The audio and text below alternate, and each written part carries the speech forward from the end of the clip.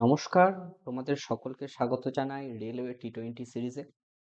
এই সিরিজে আমি শর্ট ভিডিও ফর্মে প্রত্যেকটা চ্যাপ্টারের টপ 20 প্রবলেম তোমাদেরকে করিয়ে দেব এবং তার করসপন্ডিং যে সিমিলার টাইপের রিলেটেড প্রবলেমগুলো আছে সেগুলো কিন্তু আমি লাস্টে দিয়ে দেবো।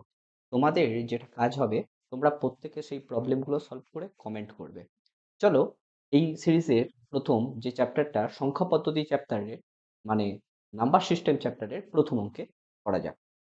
দেখো এই প্রবলেমটা কি বলেছে, বলেছে একটি সংখ্যা একটি বাচক দ্বারা ভাগ করলে ভাগশেষ হচ্ছে তোমার কত 16, এবং সেই একই সংখ্যা যখন আমরা দ্বিগুণ করছি তখন এবং সেই একই ভাজক দ্বারাও যদি ভাগ করি দ্বিগুণ করার পর তখন ভাগশেষ হচ্ছে 3। তাহলে ভাজকের মান কত এটা হচ্ছে আমাদের নির্ণয় করতে বলেছে, মানে কি দিয়ে আমরা ভাগ করছি এটা নির্ণয় করতে বলেছে। আমি একটা জিনিস বলে রাখি, ধরো যে সংখ্যাটাকে আমি দ্বিগুণ করছি, এই সংখ্যাটা যদি দ্বিগুণ করা হয় তাহলে আমরা তার ভাগশেষটাকেও কিন্তু দ্বিগুণ করব। মানে সংখ্যাটাকে আমরা যেভাবে করব ভাগশেষটাকেও সেইভাবে করব।